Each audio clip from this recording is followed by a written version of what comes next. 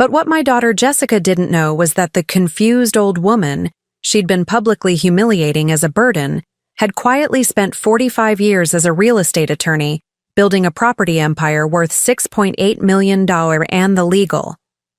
Reckoning I was about to unleash would teach her exactly why you should never announce someone's life decisions without checking if they actually need your permission. Before we continue, tell us in the comments where you're watching from, and if you've ever had family make major announcements about your life without consulting you first. Make sure you're subscribed, because this story of how one mother's hidden legal expertise turned her daughter's public humiliation into the most expensive lesson about respect and assumptions will leave you speechless. My name is Margaret Chen, and at 70 years old, I thought I'd seen every type of family drama imaginable. I'd navigated 45 years practicing real estate law in the competitive San Francisco Bay Area, building a reputation as one of the most respected property attorneys in Northern California. I'd raised 3 children as a single mother after my husband David died in a construction accident when Jessica was only 8. I'd weathered financial crises, family disputes, and professional challenges that would have broken most people. I'd even survived my daughter's increasingly patronizing suggestions over the past 2 years that I might be slowing down and needed help managing my complicated affairs. But nothing, absolutely nothing, prepared me for the moment when Jessica stood up at her own baby shower, champagne glass raised high in front of 30 guests, and announced to the room full of friends, family, and colleagues that she had wonderful news to share about her mother's living situation. The day had started normally enough. It was a crisp Saturday morning in late October, with that perfect California autumn weather that makes you grateful to live in the Bay Area despite the astronomical cost of living. I'd woken up early in my Spanish-style home in San Mateo, the same house David and I had bought 42 years ago, when it was just a modest 3-bedroom that we could barely afford on his construction worker's salary and my paralegal wages.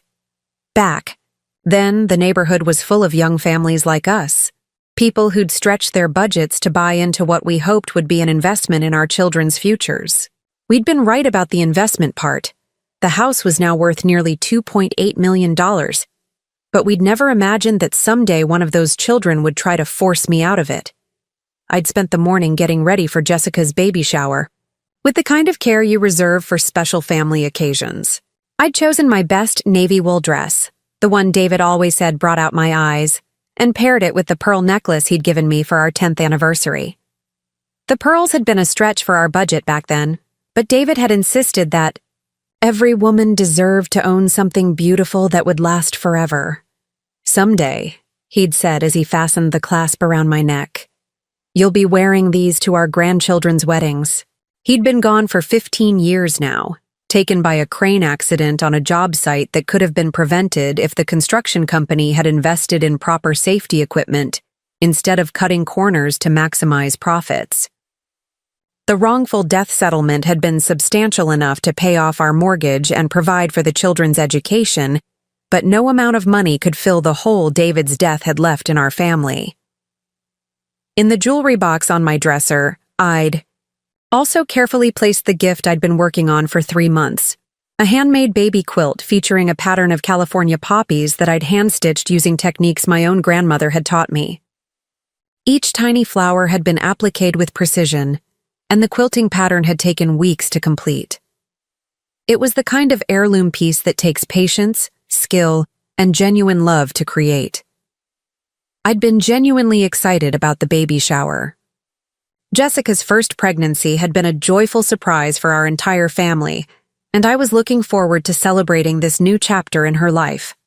At 37, Jessica had established herself as a successful marketing director at a prestigious Silicon Valley tech company, and her husband Michael seemed like a decent man who treated her well and shared her ambitions for building a family. The baby shower was being held at the Garden Terrace restaurant in Palo Alto, an elegant venue with floor-to-ceiling windows overlooking a beautifully landscaped courtyard. Jessica had chosen the location specifically because it was perfect for introducing the new baby to our social circle, as she'd explained to me during one of our weekly phone calls. She'd spared no expense on the event. Designer decorations, in soft pastels and gold accents, a gourmet brunch menu featuring organic, locally sourced ingredients, professional photography to document every moment, and custom party favors that probably cost more per guest than most people spend on groceries in a week. The guest list was an interesting mix of Jessica's professional colleagues, her college sorority sisters, neighbors from her upscale Redwood city subdivision, and a few family members including myself, my other daughter Claire, and David's sister Patricia. Jessica had specifically requested that we keep the family presence minimal because she wanted the focus to be on her professional and social network. I arrived at the restaurant at exactly 11 a.m., the start time printed on the elegant invitations. Jessica had ordered from a boutique stationery company. The private dining room was already bustling with perfectly dressed women in their 30s and 40s, all holding mimosas and chatting animatedly about pregnancy experiences, baby gear recommendations, and nursery design trends. The first hour of the party unfolded exactly as you'd expect from a well-orchestrated social event. I mingled politely with Jessica's guests, sharing appropriate stories about her childhood when asked, and accepting compliments on the baby quilt I'd brought. Most of the women were pleasant enough, though there was an underlying competitiveness in their conversations about everything from stroller brands to preschool applications that reminded me why I'd always preferred smaller, more intimate family gatherings. "Mrs. Chen, it's so lovely to finally meet you," said a blonde woman named Victoria, introducing herself as Jessica's colleague from the strategic planning department. "Jessica talks about you all the time. She mentioned you used to work in law. That must have been fascinating." "I still practice law, actually," I replied with a warm smile. "Well, I'm semi-retired now. I maintain my own practice, but I've scaled back my caseload significantly over the past few years to enjoy more flexibility in my schedule." Victoria's perfectly styled eyebrows rose slightly. "Oh, Jessica gave me the impression that you had, well, that you'd fully retired due to health concerns. Something about the work becoming too stressful to manage?" Before I could ask Victoria. To clarify what Jessica had told her about my supposed health concerns, another guest approached our conversation. This was Amanda, a brunette woman in her early 30s wearing what appeared to be a very expensive maternity dress. "Margaret, right?" Amanda said, extending her hand. "I'm Amanda, Jessica's neighbor. We live just 3 houses down from each other in Willowbrook Estates. Jessica has mentioned that you're dealing with some challenges living alone in that big house. It must be such a relief to have a daughter who's so concerned about your well-being." Challenges, living alone, concerns about my well-being. I was beginning to sense a pattern in the information Jessica had been sharing about my supposed circumstances, and it wasn't matching my actual reality. "I'm sorry," I said carefully, "but I'm not sure what challenges Jessica thinks I'm having. I've been living independently in my home for 15 years since my husband passed away, and I've managed quite well." Amanda looked confused, glancing between Victoria and me as if she wasn't sure whether to pursue the topic further. "Oh, well, maybe I misunderstood. Jessica mentioned something about safety concerns and, well, perhaps it's not my place to discuss family matters." "What kind of safety concerns?" I asked, feeling the first flutter of unease in my stomach. "Ladies, ladies!" Jessica's voice suddenly rang out across the dining room, cutting through our conversation like a bell. "Could I have everyone's attention, please?" I turned toward my daughter, who was standing at the head of the beautifully decorated gift table, tapping a silver spoon against her crystal champagne flute. She was wearing a flowing lavender maternity dress that complemented her dark hair, which had been professionally styled for the occasion. Her makeup was flawless, and she was beaming with the kind of radiant happiness that expectant mothers are supposed to embody.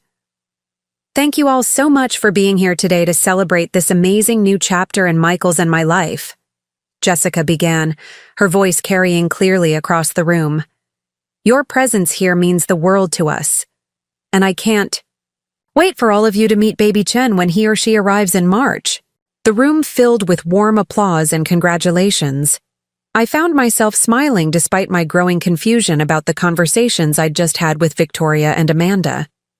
Whatever Jessica had been telling people about my circumstances, this was her moment, and I didn't want anything to overshadow her celebration.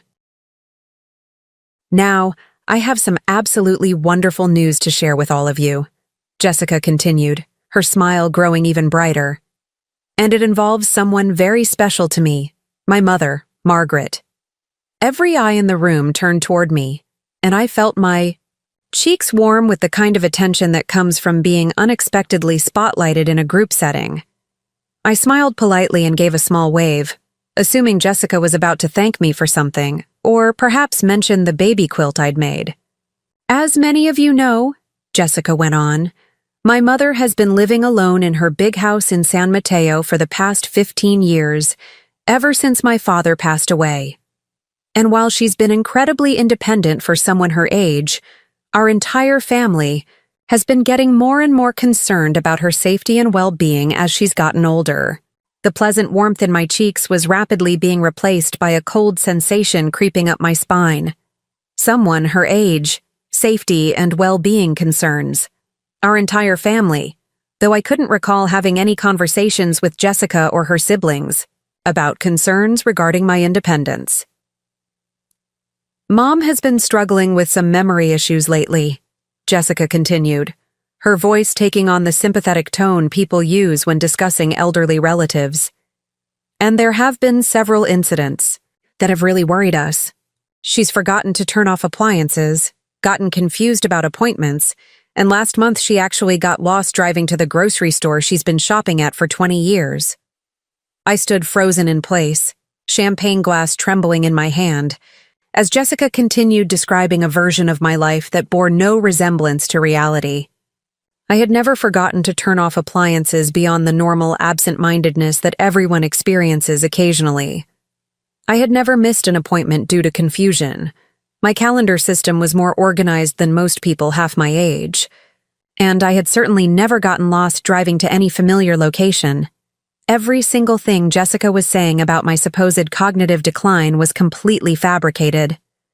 "We've also been worried about her managing her finances," Jessica added, and I felt my breath catch in my throat.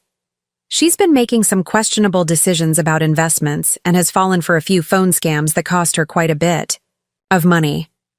The whole family has been trying to figure out how to help her without hurting her pride. Phone scams. Questionable investment decisions. My portfolio had actually increased by 12% over the past year thanks to strategic property acquisitions and market timing that most professional investors would envy. I hadn't fallen for a single fraudulent scheme because I understood contract law better than the people trying to perpetrate them. Well, I'm thrilled to tell you all that we've finally found the perfect solution." Jessica's voice rang with triumph and relief. "After months of research, I've found the most wonderful senior living community in Half Moon Bay called Sunset Manor. They specialize in memory care and assisted living, and they have an opening for Mom starting December 1st. The room erupted in enthusiastic applause and congratulatory murmurs. "How wonderful! What a devoted daughter! She must be so relieved to have that worry off her shoulders. I've heard such good things about that facility." I felt like I was having an out-of-body experience, watching myself stand in a room full of strangers who were celebrating the fact that my daughter had just announced my involuntary commitment to a nursing home. Jessica was accepting congratulations for solving the problem of my independence, based on a fictional narrative about my supposed cognitive decline and financial incompetence, and she had never, not once, discussed any of this with me. "The best part is that Mom won't have to worry about any of the complicated details," Jessica continued, clearly enjoying her moment in the spotlight. "I've handled all the paperwork, set up the financial arrangements, and even scheduled her intake appointment for this Thursday. All she has to do is pack a few personal items, and the transition team will take care of everything else. Intake appointment, financial arrangements, transition team." Jessica was talking about me like I was an incompetent person who needed to be managed rather than consulted. She was describing the dissolution of my independent life as if it were a gift she was giving me. "Mom, aren't you excited?" Jessica called out across the room, finally acknowledging my presence now that she'd finished making her grand announcement. "I know change can be scary at our age, but you're going to absolutely love Sunset Manor. They have all sorts of activities designed for people with memory issues, and you'll finally have the round-the-clock supervision you need to stay safe." Every person in that room, 30 successful, educated women, turned to look at me with expressions of benevolent sympathy mixed with relief that they weren't dealing with a similar family situation. They expected to see a grateful elderly woman, perhaps confused, but ultimately appreciative of her daughter's thoughtful planning for her decline. What they saw instead was someone whose face had gone completely white with shock and whose hands were gripping her champagne glass so tightly that her knuckles had turned the color of bone. What they saw was a woman who looked like she'd just received the most devastating news of her life rather than a wonderful gift. Because that's exactly what had happened. "Jessica," I managed to say, my voice barely audible above the continued congratulations and advice being offered by her guests. "I need to speak with you privately." "Oh, Mom, don't be shy," Jessica laughed, waving off my request with the kind of patronizing gesture you'd use to calm a nervous child. "Everyone here thinks this is wonderful news. There's absolutely nothing to be embarrassed about. Getting older is perfectly natural, and needing help is nothing to be ashamed of." Getting older, needing help. As if turning 70 automatically meant losing the right to make decisions about your own life. "Jessica," I repeated, my voice gaining strength despite the emotional earthquake happening in my chest. "I need to speak with you privately. Right now." Something in my tone, perhaps the steel that had gotten me through 4 decades of complex, legal negotiations, finally penetrated Jessica's celebration mood. Her radiant smile faltered slightly, and for the first time all morning she looked at me with what might have been genuine attention rather than performative concern. "Ladies, please continue enjoying the brunch and opening gifts," she announced to her guests, her voice still bright but with an undertone of uncertainty. "Mom and I will be right back. Sometimes elderly parents need a little reassurance when facing big transitions." As Jessica led me toward a quiet alcove near the restaurant's windows, I caught snippets of conversation from her guests. "She seems a bit confused, poor thing. It's so hard when elderly parents resist what's clearly best for them. Jessica is being incredibly patient. Memory issues make everything so much more difficult. Confused elderly parent. Memory issues. Resistance to what's best for me." In the span of 10 minutes, my daughter had successfully convinced 30 strangers that I was a cognitively impaired woman who lacked the capacity to make rational decisions about my own welfare. These people now believed that Margaret Chen, the woman who'd spent 45 years negotiating complex real estate transactions, building a multi-million-dollar property portfolio, and providing legal counsel to some of the most successful business owners in the San Francisco Bay Area, was someone who needed to be managed, supervised, and protected from her own supposedly poor judgment.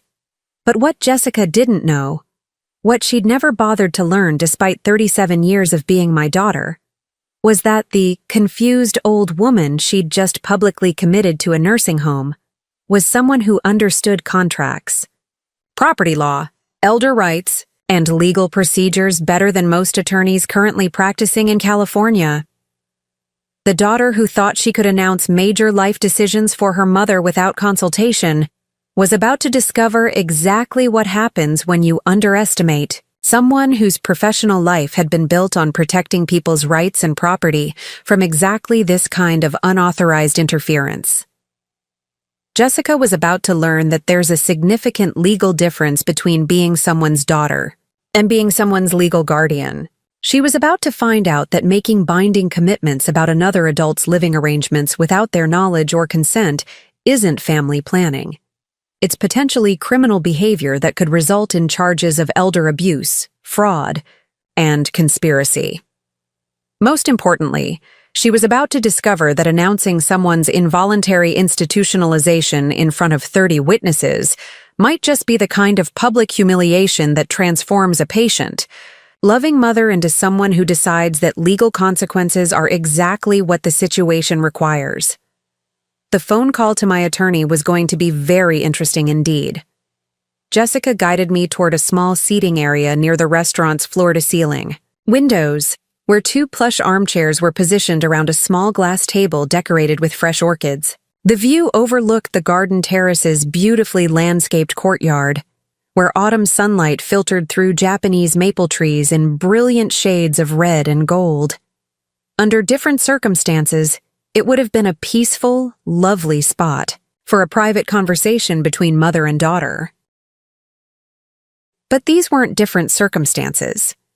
These were circumstances where my 37-year-old daughter had just announced to a room full of strangers that she was committing me to a nursing home based on fabricated claims about my mental capacity without bothering to consult me about decisions affecting my own life. "Mom, please sit down," Jessica said, her voice taking on the gentle, patient tone that people use when speaking to confused elderly relatives or upset children. "I can see that you're feeling overwhelmed by all this attention, but I want you to know that everything is going to be fine. Better than fine, actually. It's going to be wonderful." I remained standing, my hands still gripping the champagne flute that I'd somehow managed not to shatter despite the trembling that had taken over my entire body. Through the windows, I could see other diners enjoying their Saturday brunch in the main restaurant, their conversations and laughter a stark contrast to the emotional earthquake that was destroying my world. "One revelation at a time. Jessica," I said, my voice steady despite the chaos in my chest. "I need you to explain to me exactly what you think you've just done." "What I've done is solve a problem that's been keeping our entire family awake at night," Jessica replied, settling into one of the armchairs and gesturing for me to join her. "Mom, we've all been so worried about you living alone in that big house, especially after some of the incidents we've discussed." "What incidents?" I asked. "Jessica, I have no idea what you're talking about. I haven't had any incidents that would suggest I need supervised care. I haven't had any problems that would indicate cognitive decline. Where are these stories coming from?" Jessica's expression softened into the kind of sympathetic concern that suggested she was dealing with someone who wasn't quite grasping reality. "Mom, I know it's hard to acknowledge when we're struggling, especially for someone who's always been as independent as you.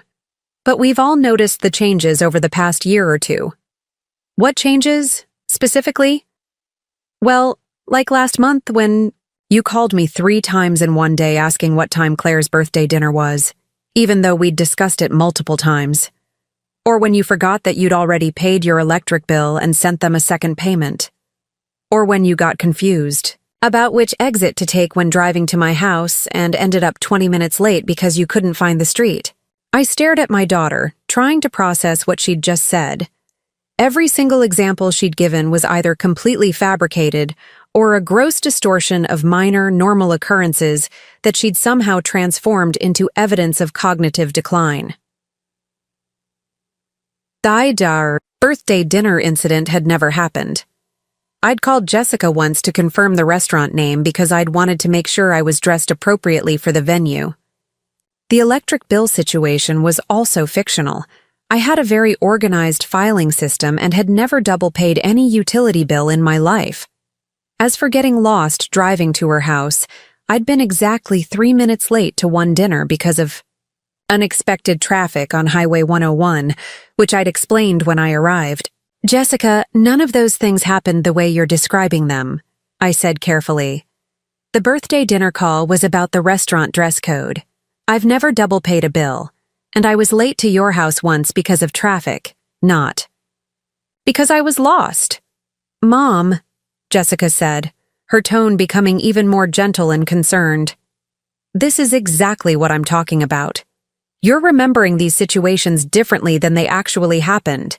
That's one of the early signs that Dr. Patel mentioned when I spoke with her about my concerns. Dr. Patel, my primary care physician of 15 years, who had never expressed any concerns about my cognitive function during our regular appointments. When did you speak with Dr. Patel about me? I asked.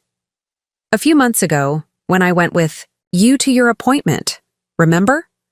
I asked her about the memory issues we'd been noticing, and she explained that sometimes families are the first to recognize changes that patients themselves don't notice. I did remember that appointment. Jessica had surprised me by asking to attend, claiming she wanted to be more involved in my healthcare as I got older. During the visit, she'd asked Dr. Patel a few general questions about aging and memory, but Dr. Patel had conducted her usual thorough examination and pronounced me in excellent health for my age. There had been no discussion of memory issues or cognitive concerns, but now I understood what had happened. Jessica had taken Dr. Patel's general educational comments about aging and memory and twisted them into validation for concerns that didn't actually exist. She'd interpreted routine medical information as confirmation of problems she'd invented. Jessica, Dr. Patel never expressed concerns about my memory or cognitive function. She said I was in excellent health and that my mind was sharp. You're misrepresenting what happened during that appointment. Mom, you're getting upset, and I understand why. Change is scary, especially when it involves admitting that we need help. But I've done so much research on this, and everything I've learned says that denial is a completely normal part of the process. Denial. Jessica was now interpreting my accurate recollection of events as psychological denial of my supposed cognitive decline. She'd created a perfect closed loop where any disagreement with her assessment became additional evidence supporting her conclusions. What research? I asked. What process? Research on age-related cognitive decline and the transition to assisted living. I've been reading about it for months, Mom. I've talked to social workers, toured facilities, consulted with geriatric care specialists. I even joined an online support group for adult children dealing with aging parents who need more supervision. Support. Group for adult children dealing with aging parents. Jessica had been treating my supposed decline as if it were an established fact, seeking help for a problem that existed only in her imagination. Jessica, I want you to listen to me very carefully, I said, finally sitting down in the chair across from her. I am not experiencing cognitive decline. I do not need assisted living. I have not had any incidents that would suggest I'm unsafe living independently. Every example you just gave me is either completely false or a significant distortion of normal, minor situations. Mom, I know you believe that. I don't believe it, Jessica. I know it. Just like I know that you've just committed me to a nursing home without my knowledge or consent, which is not only morally wrong, but potentially illegal. Something in my tone must have finally penetrated Jessica's protective bubble of certainty, because her expression shifted slightly. For just a moment, she looked less like someone patiently managing a confused elderly relative, and more like someone who might be questioning her own assumptions. Illegal, she repeated. Yes, illegal. Adults have the right to make their own decisions about where they live and how they receive care, regardless of their age. The only exception is when they've been legally declared incompetent by a court of law after proper evaluation and due process. Has that happened to me, Jessica? Well, no, but then you have no legal authority to make binding commitments about my living arrangements. You certainly have no right to announce those commitments to a room full of people as if they were established facts. What you've done today could constitute fraud, elder abuse, or conspiracy, depending on what financial arrangements you've made with this facility. Jessica's face had gone pale. Mom, I wasn't trying to do anything illegal. I was trying to help you. The intake coordinator at Sunset Manor said that families often need to take the initiative because elderly people frequently resist transitions that are clearly in their best interest. The intake coordinator told you that families should make commitments without consulting the actual person who would be living there? She said that sometimes adult children need to provide guidance and structure for the decision-making process when elderly parents are having trouble processing complex information. I felt a cold anger building in my chest, not just at Jessica, but at the entire system that had apparently convinced her that she had the right to override my autonomy because of my age. Some intake coordinator at a nursing home had given my daughter permission to treat me like a child who couldn't be trusted, to make my own decisions. Jessica, let me ask you something. Have you signed any contracts or agreements with Sunset Manor on my behalf? Well, I filled out some preliminary paperwork and put down a deposit to hold the room, but nothing final. You put down a deposit using what money? Jessica hesitated. I used the credit card you gave me for emergencies. The emergency credit card. 2 years ago, when Jessica was going through a difficult period with Michael and their finances were tight, I'd given her a credit card connected to one of my accounts so she could handle unexpected expenses related to the children or genuine emergencies. It was supposed to be for situations like medical bills or car repairs, not for making unauthorized deposits at nursing homes. How much was the deposit? $5,000, but Mom, it's fully refundable if you decide not to. Jessica, you used my money to make a deposit for a nursing home placement that I never agreed to, based on medical claims that are false, after lying to the intake coordinator about my mental capacity. Do you understand what you've done? I haven't lied about anything. Jessica's voice rose slightly, drawing glances from some of her guests who were seated at nearby tables. I've been honestly reporting the concerns that our family has discussed. What family discussions? When? Has our family discussed my supposed cognitive decline? When have my other children expressed concerns about my independence? Jessica's mouth opened and closed like she was trying to form words that wouldn't come. Because there hadn't been any family discussions. Claire and David Jr. had never expressed concerns about my mental capacity because they interacted with me regularly and knew I was perfectly competent. Jessica, have you discussed these supposed concerns with Claire or David? Well, not specifically, but have you talked to them at all about your plan to put me in a nursing home? I was going to tell them after everything was arranged. I didn't want to worry them unnecessarily if I could handle the situation myself. Handle the situation. As if my independence were a situation that needed to be handled rather than a right that needed to be respected. Jessica, I need you to understand something. What you've done today isn't family planning or elder care or helping your aging mother. What you've done is attempted to defraud me and potentially commit elder abuse. You've made false statements about my mental capacity, used my money without authorization, and created binding commitments in my name without my knowledge or consent. Mom, you're being paranoid. I'm being accurate. And if you think I'm being paranoid now, wait until... You see what happens when I call my attorney on Monday morning. The word attorney seemed to hit Jessica like a physical blow. Her face went from pale to white, and she leaned back in her chair as if she were trying to put physical distance between herself and the implications of what I'd just said. Mom, there's no need to involve lawyers. This is a family matter. We can work this out ourselves. Jessica, you've just publicly announced that you're institutionalizing me based on false medical claims and unauthorized financial commitments. This stopped being a family matter the moment you made it a legal matter. I was trying to help you. You were trying to control me. And you picked the wrong person to try to control. Jessica stared at me for a long moment, and I could see her processing something she'd apparently never considered before. The possibility that I wasn't the confused, declining old woman she'd convinced herself I'd become. Mom, what do you mean? I picked the wrong person?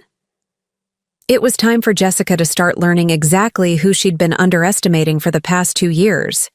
I mean that the confused elderly woman you just announced you're putting in a nursing home spent 45 years practicing law in this state. I mean that I understand contracts, elder rights, fiduciary responsibility, and fraud better than most attorneys currently practicing. I mean that I have resources and connections you've apparently never bothered to learn about. Jessica's eyes widened. Mom, I know you used to practice law, but you've been retired for years, and things change. I haven't been retired, Jessica. I've been semi-retired, which means I maintain my bar certification, keep up with continuing education requirements, and still handle select cases for clients who specifically request my services. Last month, I closed a $15 million commercial real estate transaction. 3 weeks ago, I successfully defended a widow against a conservatorship petition filed by her stepchildren who wanted to gain control of her assets.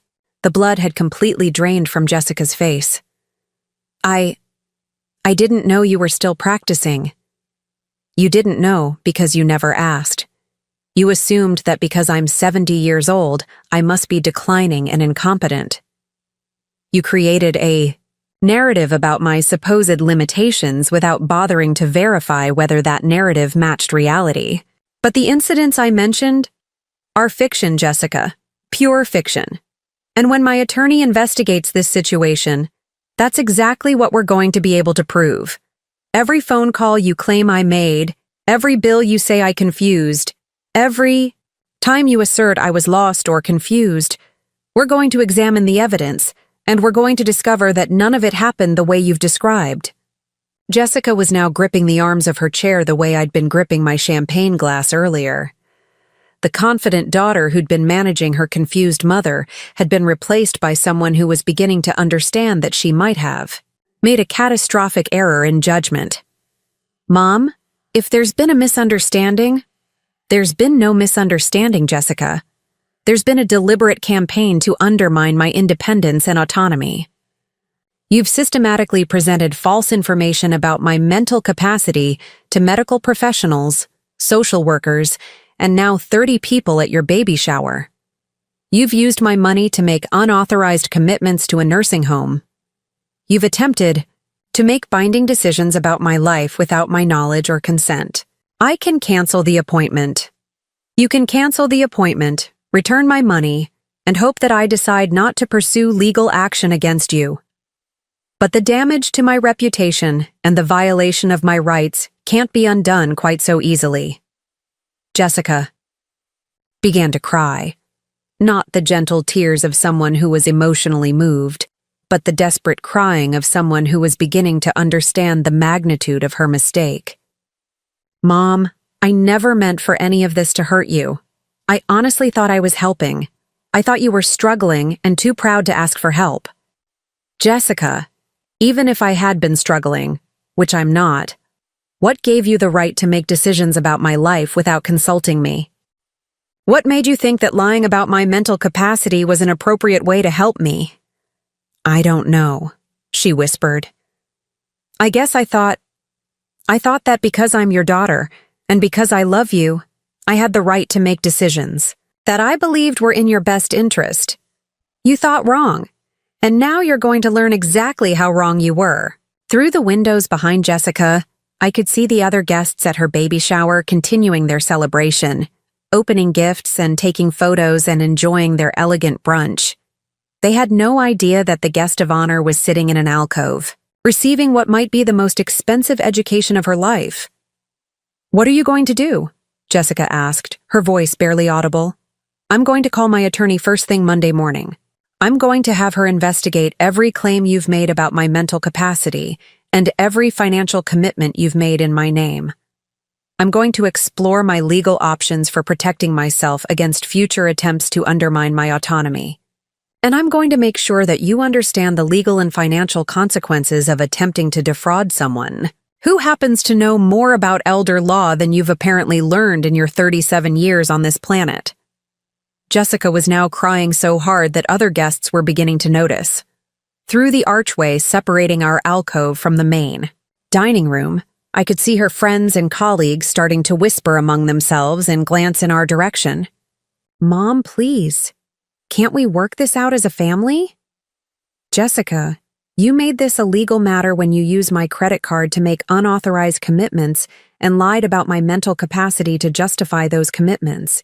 You made this a public matter when you announced your plans to 30 people without my knowledge or consent. You can't unmake those choices by asking me to handle this as a private family disagreement. But what about the baby? Jessica said, placing her hand on her abdomen. What about your grandchild? Don't you want to be part of this baby's life?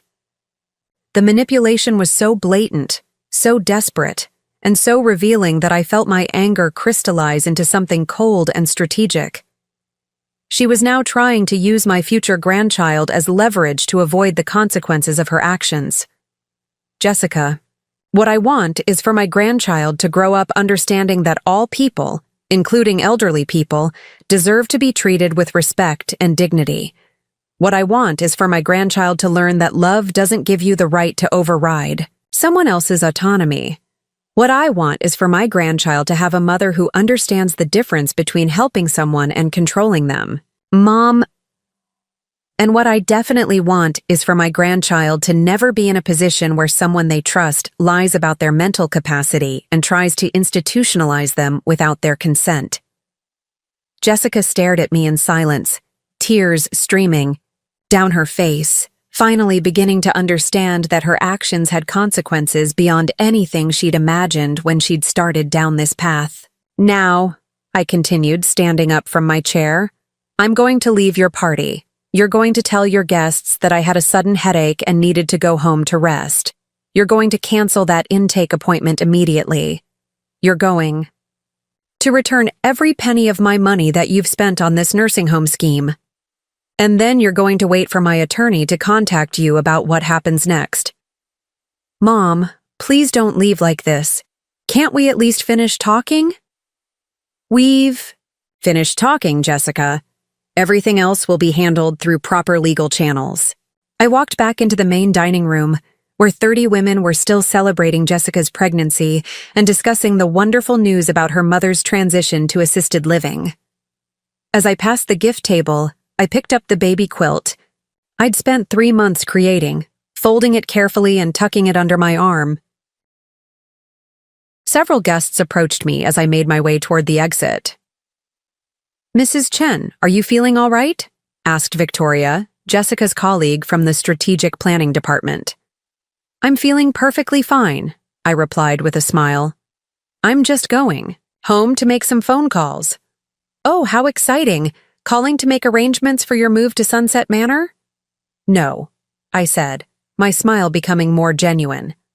Calling to make arrangements with my attorney. And with that, I walked out of the Garden Terrace restaurant, leaving behind a baby shower full of people who thought they'd been celebrating good news about family planning and elder care when they'd actually been witnessing the opening act of a legal drama that would teach everyone involved exactly why you should never underestimate someone's capabilities based on their age.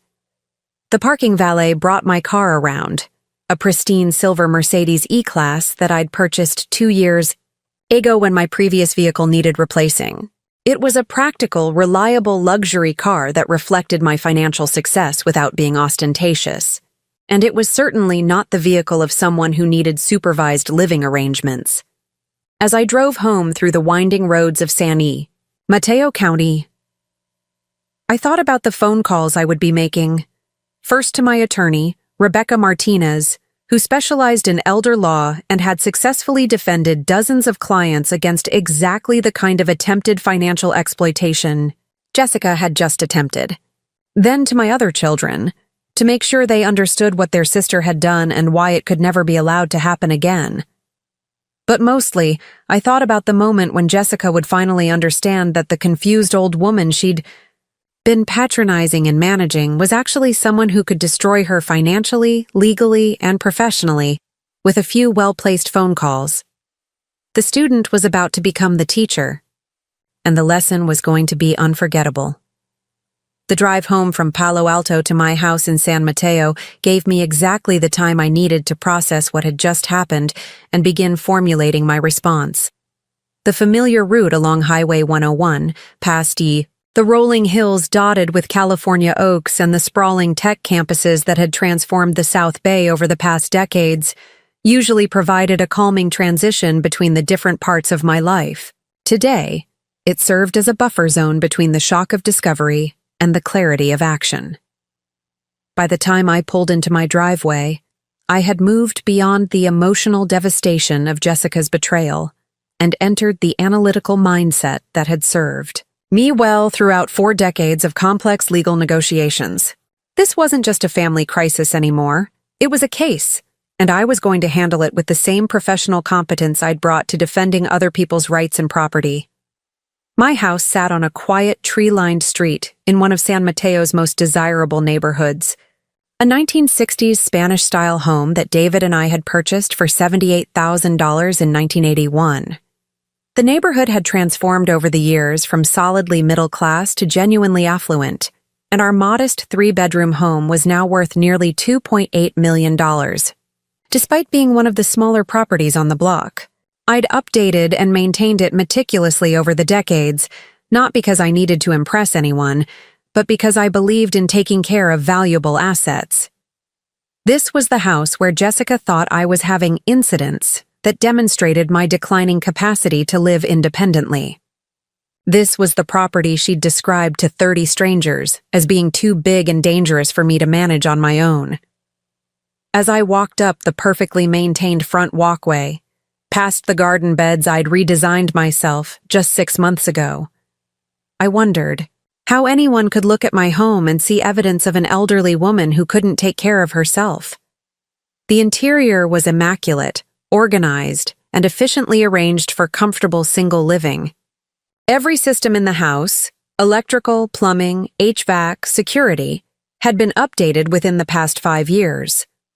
My home office was equipped with state-of-the-art technology that allowed me to research legal precedents, draft contracts, and communicate with clients as effectively as any attorney half my age. This was not the residence of someone who needed supervised living arrangements. I placed the baby quilt I'd retrieved from Jessica's party on the dining room table and walked directly to my office, where I kept the files and contact information I'd need for what was about to become a very busy week. The afternoon light streaming through my office windows illuminated the law school diplomas, professional certifications, and awards that documented a career Jessica had apparently decided was irrelevant ancient history. My first call was to Rebecca Martinez, my attorney and longtime colleague who specialized in elder law and had successfully defended dozens of clients against exactly the kind of attempted exploitation Jessica had just perpetrated. Rebecca and I had known each other for 20 years, first as opposing counsel on various real estate transactions, later as collaborators on complex cases involving property rights and fiduciary responsibility. Rebecca Martinez Law Office, this is Patricia speaking. Patricia, this is Margaret Chen. I need to speak with Rebecca immediately regarding an urgent elder abuse situation. Oh my goodness, Mrs. Chen, are you all right? Is someone threatening you? I'm fine, Patricia, but I need Rebecca's advice about a situation involving my own daughter that could require immediate legal intervention. Let me get her for you right away. Within 30 seconds, Rebecca's familiar voice came on the line.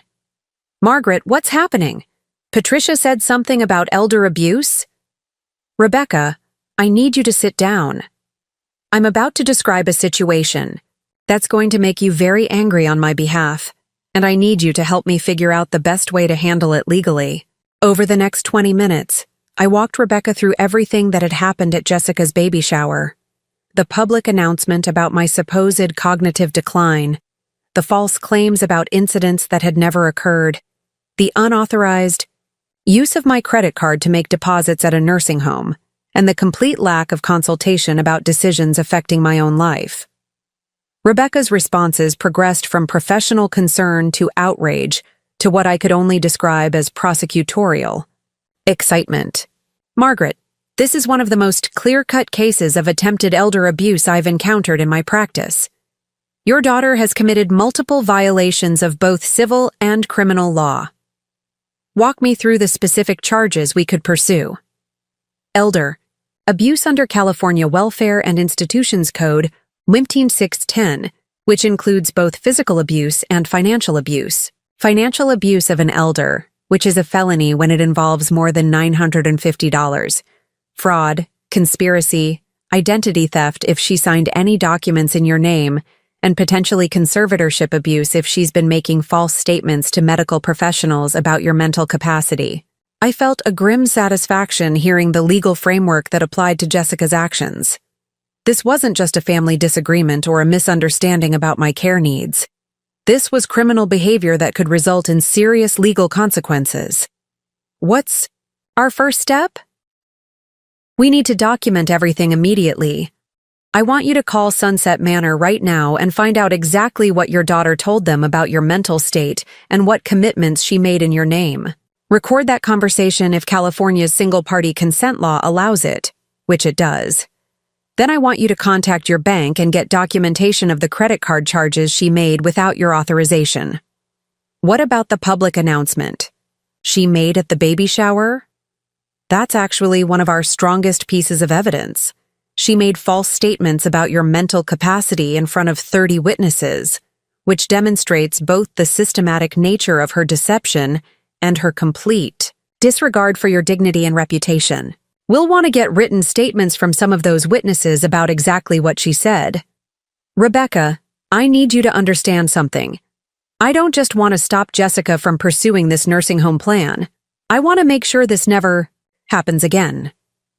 I want her to understand that there are serious consequences for attempting to undermine someone's autonomy based on false claims about their mental capacity. Margaret, I've known you for 20 years, and I've never seen you back down from a fight when principal was involved. What level of legal response are you thinking about? I'm thinking about whatever level is necessary to ensure that Jessica and anyone else who might consider similar actions understand that I am not someone to be trifled with. I'm 70 years old, not dead. I'm semi-retired, not incompetent. And I'm apparently dealing with a daughter who needs a very expensive education about respecting other people's rights. I love it. Let's start with the documentation, and then we'll discuss our options for both civil and criminal remedies. After ending the call with Rebecca, I immediately dialed the number for Sunset Manor, the nursing home where Jessica had apparently made unauthorized commitments in my name. I wanted to understand exactly what she'd told them about my situation and what financial obligations she'd created. Sunset Manor, this is Jennifer speaking. How can I help you? Jennifer, this is Margaret Chen. I understand that my daughter Jessica Chen Morrison has been in contact with your facility about potential residence arrangements for me. Oh, Mrs. Chen, yes, I'm so glad you're calling. Jessica has told us so. Much about you, and we're all looking forward to welcoming you to our community. How are you feeling about the transition? The transition. As if my move to their facility were an established fact rather than an unauthorized plan I'd learned about 30 minutes ago. Jennifer, I need to clarify something immediately. I have never authorized my daughter or anyone else to make arrangements for me to live at your facility. I have never expressed interest in moving to assisted living. I was not even aware that these discussions were taking place until my daughter announced them publicly today. There was a long pause. I'm sorry, Mrs. Chen, but I'm confused. Jessica told us that you had been struggling with memory issues and that you'd asked her to help you find appropriate care. She said you were sometimes resistant to change, but that you understood the need for more supervision. Jennifer, I need you to understand that every statement my daughter made about my mental capacity, my living situation, and my need for supervision is false. I am mentally competent, I live independently, without any problems, and I have never asked anyone to arrange assisted living for me. But she put down a deposit and filled out all the intake paperwork. She said you had episodes of confusion and that your family was concerned about safety issues. She used my credit card without authorization to make that deposit, and everything she told you about my mental state is fabricated. I'm calling to inform you that I will not be moving to your facility, that any commitments made in my name are unauthorized and invalid, and that I expect a full refund of any money taken from my accounts. Mrs. Chen, this is very unusual. We've never had a situation where family members misrepresented an elder's condition or made unauthorized commitments. I'm going to need to speak with my supervisor and review our protocols for this kind of situation. Jennifer, while you're speaking. With your supervisor, I want you to understand that I am an attorney with 45 years of experience in California law. The statements my daughter made to your facility about my mental capacity constitute fraud. The financial commitments she made without my authorization constitute elder abuse. Your facility's acceptance of those commitments without proper verification of my consent could potentially make you complicit in those crimes. The silence on the other end of the phone lasted so long that I wondered if Jennifer had hung up. Mrs. Chen, let me transfer you to our director of admissions immediately. I think this is something she needs to handle personally. That's an excellent idea. The director of admissions, a woman named Carol Stevens, came on the line within minutes. Her voice carried the careful professionalism of someone who had just been briefed on a potential legal nightmare. Mrs. Chen, I apologize for any confusion regarding your daughter's communications with our facility. We take these matters very seriously, and I want to make sure we understand the situation correctly. Carol, the situation is very straightforward. My daughter has made false statements about my mental capacity and unauthorized financial commitments in my name. I want those commitments canceled immediately, and I want full documentation of everything she told your staff about my supposed condition. Of course, I'm looking at Jessica's file right now, and I can see that she described several incidents that suggested you were having difficulty with memory and judgment. She also indicated that you had asked her to explore care options because you were worried about living alone. Carol, I need you to write down exactly what I'm telling you, because this conversation is being recorded for legal purposes. Every statement my daughter made about my mental capacity is false. Every incident she described either never happened or was grossly distorted. I never asked her to explore care options, and I never expressed concerns about living alone. Mrs. Chen, this is very serious. If what you're saying is accurate, then we've been given false information about a potential resident's condition, which could expose our facility to significant liability. It could indeed. And Carol, I want you to understand that I'm not just any concerned family member calling to complain. I'm a practicing attorney who specializes in real estate and property law, and I have colleagues who specialize in elder abuse cases. What my daughter has done to me and what your facility has potentially facilitated could result in both civil and criminal legal action. What can we do to resolve this situation appropriately? First, you can cancel any arrangements made in my name and return every penny of my money that was used without authorization. Second, you can provide me with complete documentation of all communications with my daughter, including notes about what she told your staff regarding my mental state. Third, you can review your intake procedures to make sure this kind of fraud doesn't happen to other families. Mrs. Chen, I'm authorizing the immediate return of your deposit, and I'll have our accounting department expedite that refund. I'm also going to have our legal department review this situation to determine what additional steps we should take. Carol, that's exactly the kind of professional response I was hoping for. I appreciate your facility's cooperation in resolving this matter appropriately. After ending the call with Sunset Manor, I felt the first surge of satisfaction since leaving Jessica's baby shower. Within one phone conversation, I'd accomplished several important objectives. I'd established that Jessica's claims about my condition were false. I'd recovered my money. I'd created a paper trail documenting her fraud. And I'd put a legitimate business on notice that they'd been used as part of an elder abuse scheme.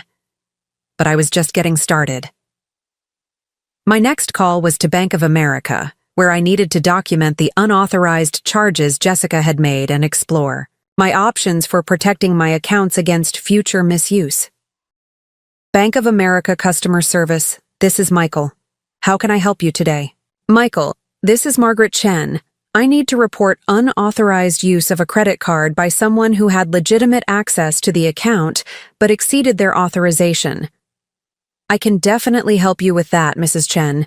Can you give me the details of the unauthorized charges? The card was given to my daughter for emergency use only, but she used it to make a $5,000 deposit at a nursing home without my knowledge or consent. I need to dispute that charge and remove her access to the account. I'm showing a charge to Sunset Manor for $5,000 on October 28th. Is that the charge you're referring to? That's correct. I want to dispute that charge as unauthorized use, and I want to immediately remove Jessica Chen Morrison's access to all of my accounts. Mrs. Chen, since your daughter was an authorized user on the account, this situation might be more complicated than a standard fraud dispute. Can you explain why you consider this charge to be unauthorized? I spent the next 15 minutes explaining the situation to Michael, who escalated my call to a supervisor, who then transferred me to the bank's elder abuse prevention specialist. By the end of that conversation, I had successfully disputed the charge, removed Jessica's access to all my accounts, and received information about additional security measures I could implement to prevent future unauthorized access. The bank's elder abuse specialist, a woman named Sarah Rodriguez, was particularly helpful in explaining my options. Mrs. Chen, based on what you've described, this appears to be a clear case of financial elder abuse. We see these situations more often than you might expect, and unfortunately, family members are the perpetrators in about 60% of cases. What's the bank's standard procedure for handling these situations?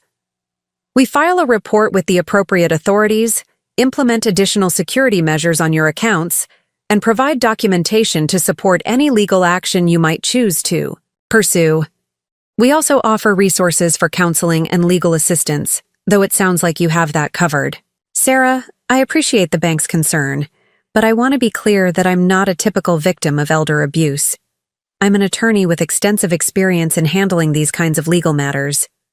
What I need from the bank is thorough documentation and full cooperation with any investigation that might result from this situation. Of course, Mrs. Chen. I'll make sure that all relevant documentation is preserved and available for legal proceedings. By late afternoon, I had accomplished everything on my initial list. I'd consulted with my attorney, canceled Jessica's unauthorized nursing home arrangements, recovered my money, documented her fraudulent statements, and secured my financial accounts against future misuse. But I wasn't finished.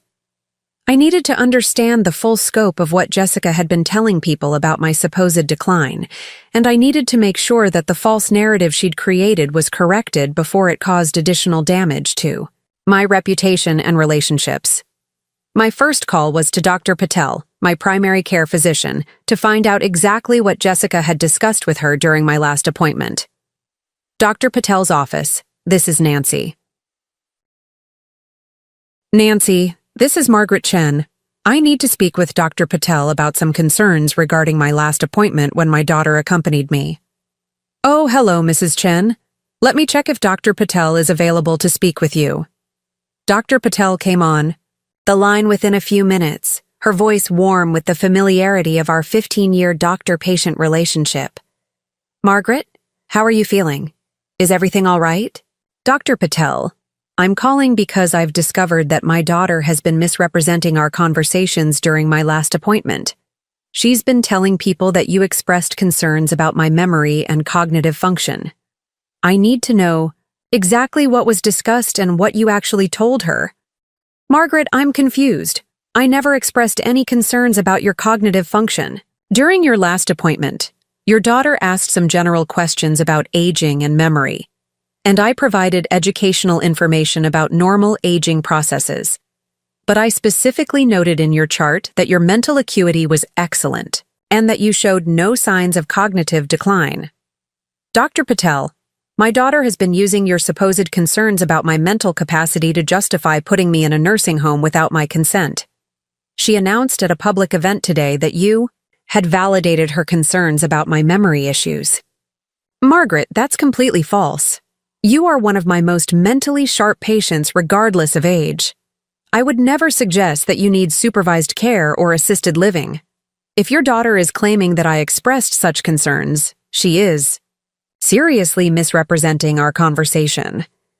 Would you be willing to document that in writing? Absolutely. I'll prepare a letter confirming your excellent cognitive health and stating clearly that I have never recommended assisted living or expressed concerns about your ability to live independently. Dr. Patel, I want you to know that I'm consulting with an attorney about potential legal action against my daughter for elder abuse. Your documentation of my actual mental state will be crucial evidence in that case. Margaret, I'm sorry you're dealing with this situation, but I want you to know that you have my full support. What your daughter is describing is not only false, but potentially very damaging to elderly people who might actually need help, but are afraid to seek it because of stigma. Thank you, Dr. Patel. I appreciate your support and your willingness to provide accurate documentation. After ending the call with Dr. Patel, I realized that Jessica's deception was even more systematic than I'd initially understood. She hadn't just lied about specific incidents. She deliberately misrepresented professional medical opinions to support her false narrative about my decline. But there was still one more group of people I needed to contact, my other children. Claire and David Jr. needed to understand what their sister had done and why it could never be allowed to happen again. I called Claire first. She was 34, a successful architect living in Seattle with her husband and 2 young children.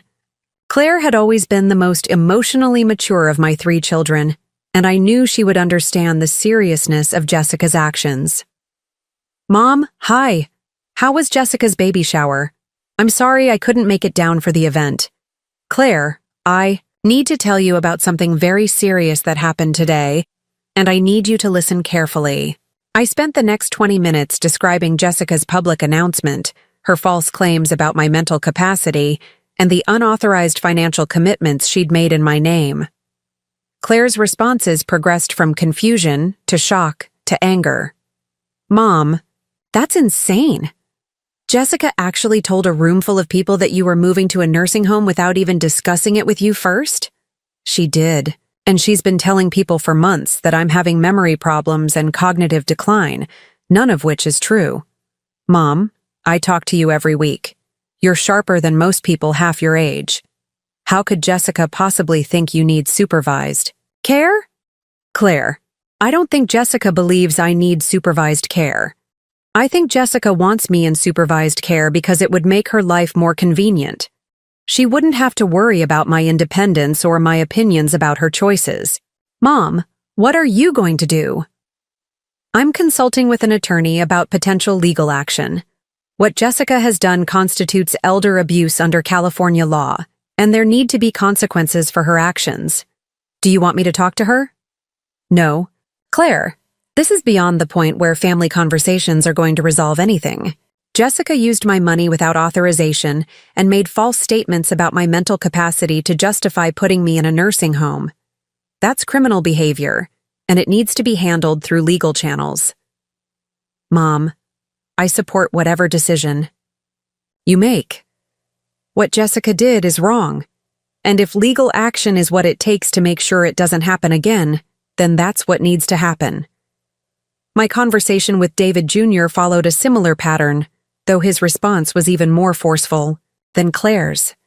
Mom, I can't believe Jessica would do something so manipulative and cruel. She knows how important your independence is to you, and she knows you're perfectly capable of taking care of yourself. David, what concerns me most is that she was willing to lie about my mental capacity to multiple people over a period of months. This wasn't an impulsive decision. It was a systematic campaign to undermine my autonomy. Mom, do you want me to fly down there? I can be on a plane tonight if you need support dealing with this. I appreciate the offer, David, but I'm handling this situation through my attorney. What I need from you and Claire is your support for whatever legal action I decide to pursue. You have it, 100%.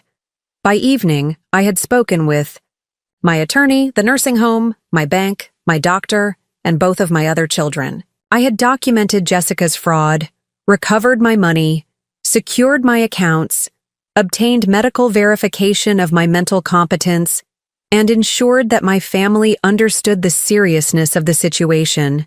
But most importantly, I had moved beyond the emotional devastation of Jessica's betrayal and into the strategic mindset that would guide my response to her actions. Jessica had made a catastrophic error in judgment when she decided to treat me like a confused old woman who could be managed and manipulated without consequences. She was about to discover exactly what happens when you underestimate someone who understands the law, has the resources to enforce it, and possesses the determination to make sure that violations of basic human dignity are met with appropriate consequences. The education was about to begin, and it was going to be very expensive indeed. To understand how completely Jessica had misjudged her mother, you need to know who Margaret Chen really was before grief and her daughter's systematic manipulation had convinced her to keep her accomplishments quiet. You need to understand the woman who'd built a legal career and property empire so methodically and successfully that even her own daughter had no idea what she was dealing with when she decided to treat her mother like an incompetent burden.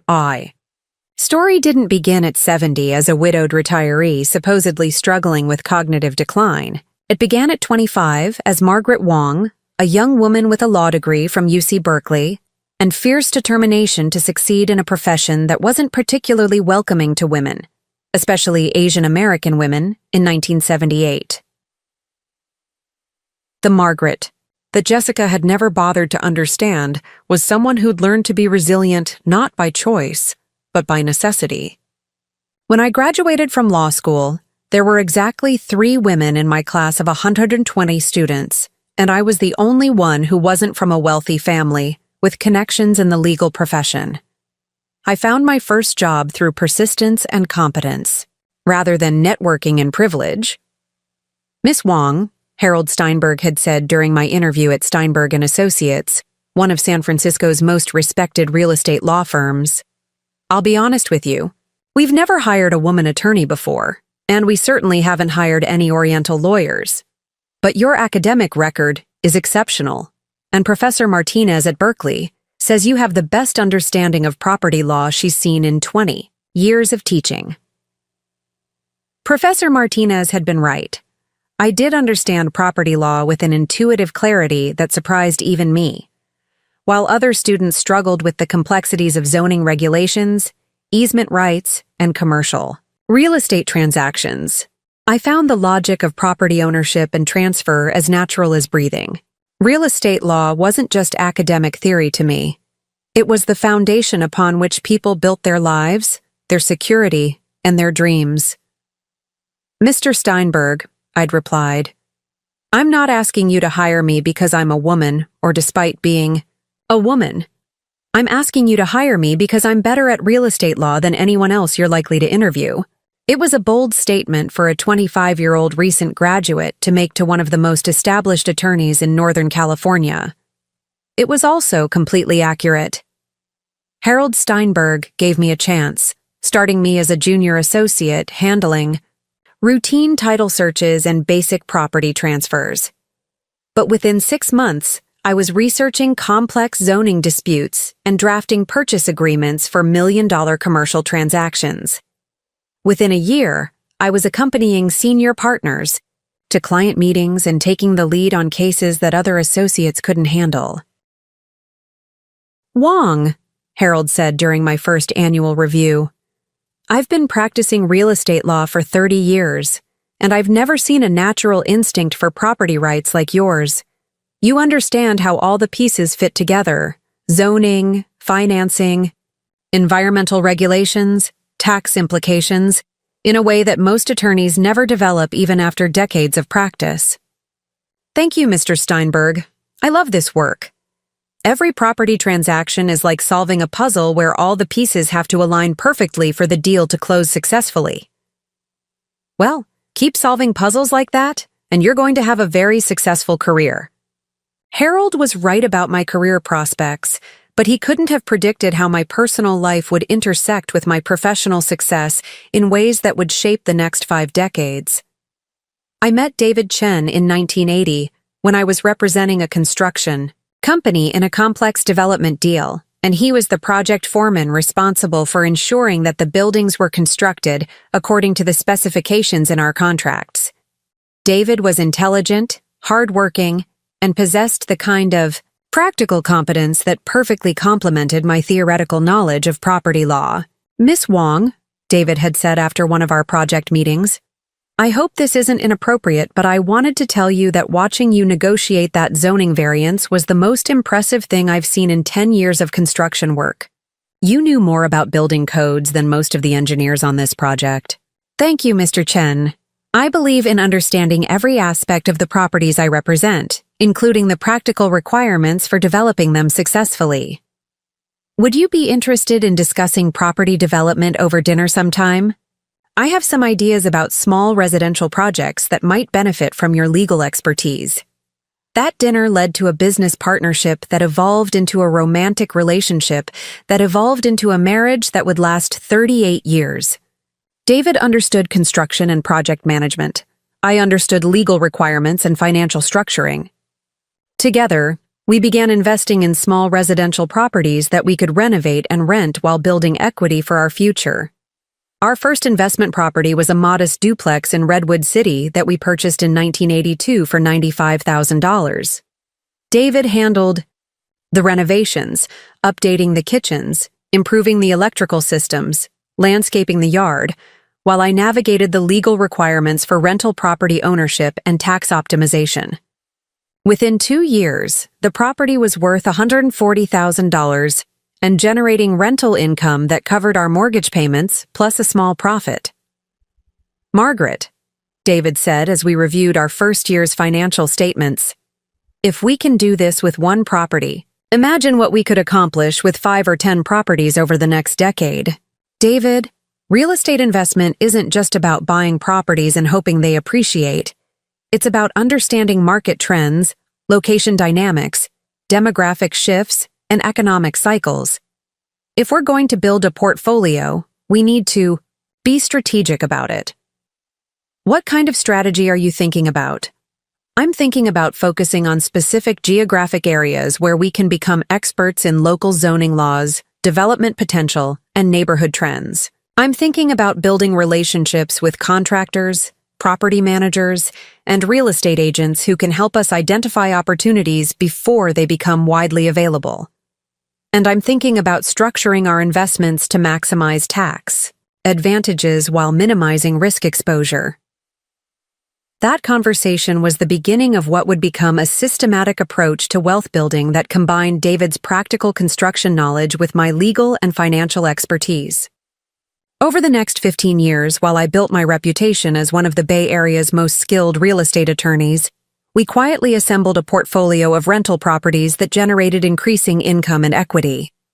But our real breakthrough came in 1985, when Harold Steinberg made me a partner in his firm, and I began handling the largest commercial real estate transactions in Northern California. Margaret, Harold announced during the partners' meeting where my promotion was confirmed, you've brought in more new business in the past 3 years than any associate in the history of this firm. You've successfully closed transactions worth over $200 million, and you've developed a reputation for solving problems that other attorneys can't handle. Thank you, Harold. I love the complexity of commercial real estate. Every transaction teaches me something new about how property rights, financial structures, and business relationships intersect. Well, as a partner, you're going to have even more opportunities to handle complex deals. And of course, your compensation will reflect your contributions to the firm's success. My partnership at Steinberg & Associates meant that my annual income increased from a comfortable salary to substantial profit sharing that allowed David and me to accelerate our property investments significantly. But more importantly, it gave me access to information about emerging development opportunities, zoning changes, and market trends that most individual investors never encountered. Margaret, David said as we reviewed our investment strategy, in 1987, your insider knowledge of commercial development is giving us incredible advantages in residential property selection. You knew about the South Bay tech expansion 3 years before it became public knowledge. David, it's not insider knowledge. It's professional expertise applied to personal investing. When I negotiate commercial leases for technology companies, I learn about their expansion plans. When I handle zoning variances for residential developments, I understand which neighborhoods are positioned for growth. When I structure financing for major projects, I see which areas are attracting serious capital investment. So, what's our next move? Our next move is to start thinking bigger. Instead of buying single properties, we should start looking at small apartment buildings and mixed-use developments. Instead of focusing just on rental income, we should start considering development projects where we can add value through renovation and rezoning. The late 1980s and early 1990s were the golden years of our property investment strategy. The combination of my legal expertise, David's construction knowledge, and our growing capital base allowed us to identify and capitalize on opportunities that generated exceptional returns. We purchased a 6-unit apartment building in Mountain View for $680,000 in 1988. By 1992, after David's renovations and my successful rezoning application, it was worth $1.2 million and generating rental income that covered our mortgage payments on 3 other properties. But our most prescient investment decision came in 1991. When I recognized the long-term potential of the emerging internet technology sector and convinced David that we should focus our property investments on areas likely to benefit from tech industry expansion. "David," I said one evening as we reviewed market analyses I'd been conducting, "I think we're looking at the biggest economic transformation since the Industrial Revolution. These computer and software companies aren't just developing products, they're creating entirely new ways for people to work, communicate, and conduct business. Are you sure these technology companies are going to be successful long-term? Some of them seem pretty speculative." "Some of them are speculative, but the underlying trends are solid. Businesses are going to need more sophisticated computer systems. People are going to want better ways to access information and communicate electronically. And all of these technology workers are going to need places to live within commuting distance of their offices." "So you're thinking we should buy residential properties in areas where technology companies are expanding?" "I'm thinking we should buy properties in Palo Alto, Mountain View, Sunnyvale, and San Jose before everyone else realizes that these cities are going to become the center of a massive economic boom." David trusted my judgment, as he always had. Over the next 5 years, we purchased 8 properties in what would eventually become known as Silicon Valley, paying prices that seemed high at the time but proved to be incredible bargains when the internet boom transformed the entire region's economy. By 1995, our real estate portfolio was worth over $3.2 million, and I was handling some of the largest commercial property transactions on the West Coast. I was representing major technology companies in their headquarters relocations, negotiating complex development deals for shopping centers and office parks, and structuring financing arrangements for clients whose business valuations were reaching unprecedented levels.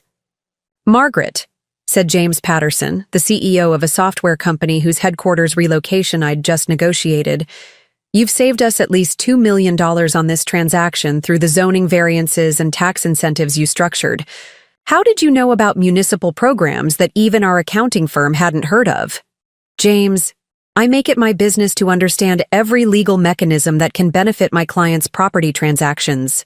Tax incentives, zoning bonuses, environmental credits, historic preservation benefits. There are dozens of programs available to commercial property owners, but you have to know how to find them and structure deals to qualify for them. Would you be interested in handling ongoing legal work for our company? We're expanding rapidly, and we need an attorney who understands both real estate and technology business requirements." That conversation led to retainer agreements with 3 major technology companies, which led to referrals from other tech executives, which eventually made me one of the most sought-after commercial real estate attorneys in Northern California. By the late 1990s, I was charging hourly rates that exceeded what most attorneys earned in entire months, and my client list included companies whose names would become household words during the internet boom. But our most dramatic financial success came during the dot-com expansion of 1998 to 2000, when our strategic property investments in Silicon Valley appreciated at rates that seemed almost surreal, even to someone who understood real estate markets as well as I did. "Margaret," David said one evening in 1999 as we reviewed our portfolio valuations, Our net worth has increased by $4.8 million in the past 2 years. I can barely comprehend numbers that large. David, we're benefiting from being in exactly the right place at exactly the right time with exactly the right expertise to capitalize on unprecedented economic growth. But we also need to be smart about protecting our gains if this boom cycle reverses. What do you mean? I mean that markets move in cycles, and what goes up dramatically can also come down dramatically. We should consider selling some properties to diversify our investments and lock in profits while prices are at their peak. Are you thinking the technology boom is going to end? I'm thinking that no market expansion continues indefinitely, and smart investors take profits when assets are overvalued rather than waiting for corrections to force them to sell at losses. David and I sold 4 properties between 1999 and 2000, generating profits that we invested in more stable assets, government bonds, blue-chip stocks, and commercial real estate in markets that weren't dependent on technology sector performance. When the dot-com crash of 2001-2002 devastated Silicon Valley property values, we had the capital to purchase distressed properties at significant discounts from desperate sellers. Margaret, David said as we reviewed acquisition opportunities. During the market crash, while other investors are panicking and selling at losses, we're positioned to buy quality properties at prices we couldn't have imagined 2 years ago. David, this is how generational wealth is built, through patient capital deployment, strategic market timing, and the discipline to act when others are paralyzed by fear or greed. By 2003, when the technology sector began its recovery, our real estate portfolio had not only survived the market crash, but had actually grown in both size and value. We owned 17 properties across Northern California, generating rental income that exceeded $40,000 per month and representing total equity of over $8.2 million. But the real foundation of our financial success wasn't just property investment. It was the legal expertise that allowed me to structure transactions, minimize taxes, and identify opportunities that other investors missed entirely. When we purchased a small office building in San Jose for $1.4 million in 2004, most people saw a dated property in need of significant renovation.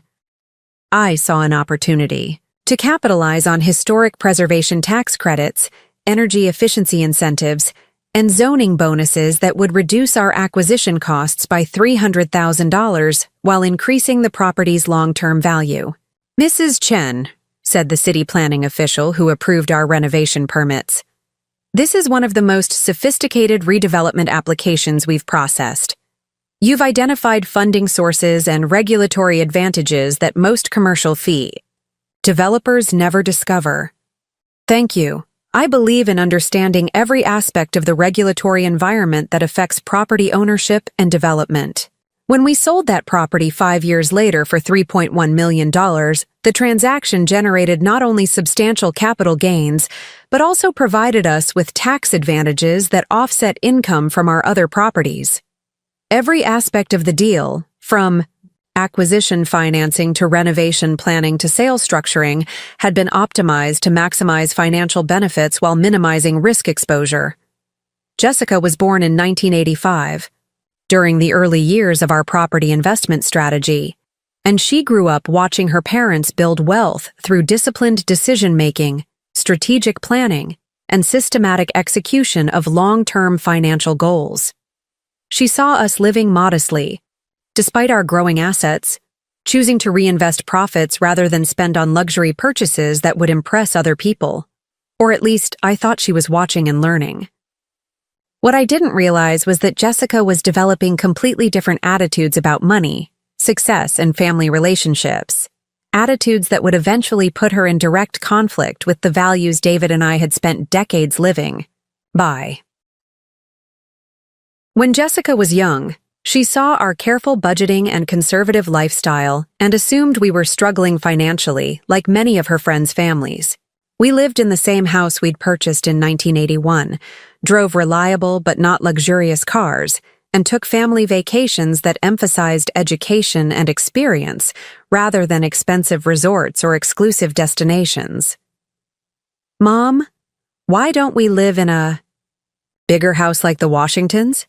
Jessica asked when she was 12, comparing our home to that of a classmate whose father was a successful physician. Because we're investing our money in assets that will grow in value over time, I explained. The Washingtons spend their money on things that make them look successful. We're using our money to actually become financially independent. There's a big difference. But their house has a swimming pool and a 3-car garage, Jessica persisted. And our investments will probably pay for your college education and allow us to retire comfortably, David added. Which do you think will matter more in 20 years? I thought we were teaching Jessica important lessons about delayed gratification, intelligent financial planning, and the difference between appearing wealthy and actually building wealth. But looking back, I think Jessica internalized different lessons entirely. She learned that her parents had money, but chose not to spend it on the things she wanted. She learned that financial security was less important than social status. She learned that being wealthy was meaningless unless you displayed that wealth in ways that impressed other people. These different attitudes about money remained largely hidden during Jessica's childhood and young adulthood. She was a good student, graduated from Stanford with minimal debt thanks to our careful college savings planning, and seemed to appreciate the financial foundation we'd provided for her education and early career. But the cracks in our different value systems became apparent after she married Michael Morrison in 2010. Michael came from a family that had always lived beyond their means despite decent incomes, simply because they'd never learned to delay gratification or plan for the future. His parents drove expensive cars they couldn't afford, lived in a house that stretched their budget to the breaking point, and had virtually no retirement savings despite being in their 50s. Michael's family really knows how to enjoy life, Jessica commented after spending a weekend with her new in-laws. They don't worry about saving every penny for some theoretical future. They live in the moment and enjoy what they've worked for. There's nothing wrong with enjoying life, I replied carefully, but there's also wisdom in planning for the future. Michael's parents are going to have a very difficult retirement if they don't start saving soon. Maybe they'd rather enjoy their younger years instead of pinching pennies until they're too old to appreciate having money, Jessica said. And I heard something in her tone that suggested this wasn't really about Michael's parents. It was about her own childhood and the choices David and I had made about how to use our growing wealth. Over the following years, as Jessica and Michael established their household and started their family, their spending patterns became increasingly different from the financial discipline David and I had always practiced. They bought the biggest house they could qualify for rather than a house they could easily afford. They drove new cars with high monthly payments rather than reliable used vehicles. They took expensive vacations and justified them as investments in family memories. Jessica and Michael seem to be spending money as fast as they earn it, I mentioned to David one evening after learning about their latest major purchase, a luxury kitchen renovation that cost more than our first investment property. Different. Generations have different attitudes about money, David replied diplomatically. Maybe they'll find their own path to financial security, or maybe they'll find themselves in trouble when they hit their first major financial crisis, I said. Lifestyle inflation is incredibly dangerous, especially when it's based on the assumption that income will always increase. I was right to be concerned. When Michael's startup company failed during the economic uncertainty of 2020, Jessica and Michael found themselves in exactly the kind of financial crisis that proper emergency planning could have prevented. They had virtually no savings, high fixed expenses, and no backup plan for reduced income. That's when Jessica first approached us for financial help, not as a loan with repayment terms, but as a family obligation that she seemed to believe. We owed her simply because we had the resources and she had the need. Mom and Dad, she said during a family dinner at our house, Michael and I are going through a really tough time with the business failure, and we're hoping you might be able to help us out financially until things get back to normal. Of course. We can help, David replied immediately. How much do you need? And what kind of repayment timeline works for your budget? Jessica looked surprised by the question about repayment. Well, I wasn't really thinking about this as a loan. More like family helping family. I mean, you guys have plenty of money and we're really struggling. That was the first time I realized that Jessica had developed a fundamentally different understanding of family financial relationships than David and I shared. In her mind, our wealth was a family resource that should be available to solve her problems. In our minds, our wealth was the result of decades of discipline and smart decisions, and helping family members meant teaching them to make similar decisions rather than simply transferring money to cover the consequences of poor planning. When David was diagnosed with early-stage prostate cancer in 2018, Jessica's response revealed just how completely her attitudes about family and money had changed from the values we'd tried to instill. "Mom," she said during one of our conversations about David's treatment options, "I hope you're planning to use your savings to get Dad the absolute best medical care available. I mean, what's the point of having all that money if you're not going to spend it when it really matters?" "Of course we're going to make sure he gets excellent medical care," I replied, "but we're also going to be strategic about how we structure that care so that it's both effective and financially sustainable. But you could afford to fly him to the Mayo Clinic, hire the best specialists in the country, get experimental treatments that aren't covered by insurance. Money shouldn't be a consideration when it comes to Dad's health. Jessica, your father and I have been planning for this possibility since we were your age.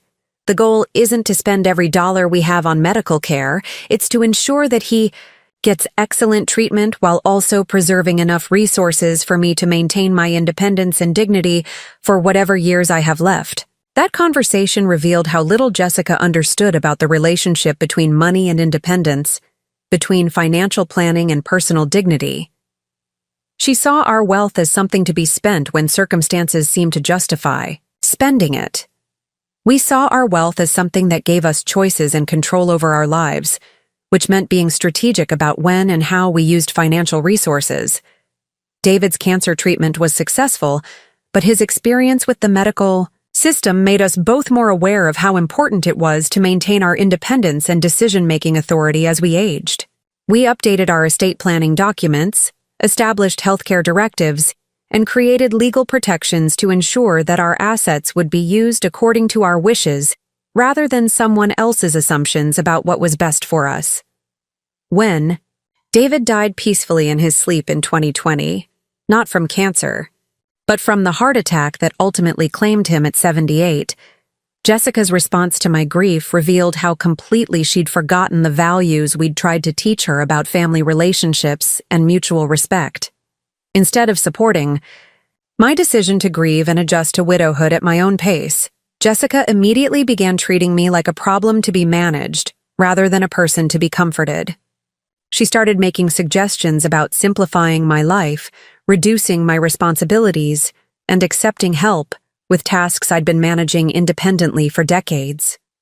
The grieving widow she'd been patronizing for the past 2 years was actually someone who understood property law, tax planning, and investment strategy better than most financial professionals. The declining mother she'd been isolating from her support network was actually someone whose legal expertise had built a property empire worth over $6.8 million. Jessica had been treating me like a financial burden when I was actually a financial powerhouse who'd been choosing to live quietly rather than ostentatiously. She was about to learn exactly what happens when you underestimate someone who spent 5 decades building wealth and protecting people's rights through intelligence, discipline, and strategic thinking. The foundation she'd never bothered to understand was about to become the platform for her very expensive education in respect, legal consequences, and the true meaning of family loyalty. Monday morning arrived with the kind of crisp October clarity that makes you grateful to live in Northern California, where autumn brings relief from summer heat without the harsh bite of winter that defines the season in other parts of the country. I woke at 6 a.m., as I had every day for the past 40 years, and began my morning routine with the systematic precision that had characterized every important day of my professional life. Today was going to be very important indeed. By 7:30 a.m., I was dressed in my best charcoal gray suit, the one I reserved for court appearances and high-stakes negotiations, and sitting in my home office reviewing the notes I'd compiled over the weekend. Rebecca Martinez had scheduled a 9 a.m. meeting at her law office, where we would finalize our strategy for addressing Jessica's attempted elder abuse through both civil and criminal legal channels. But first, I had one more phone call to make.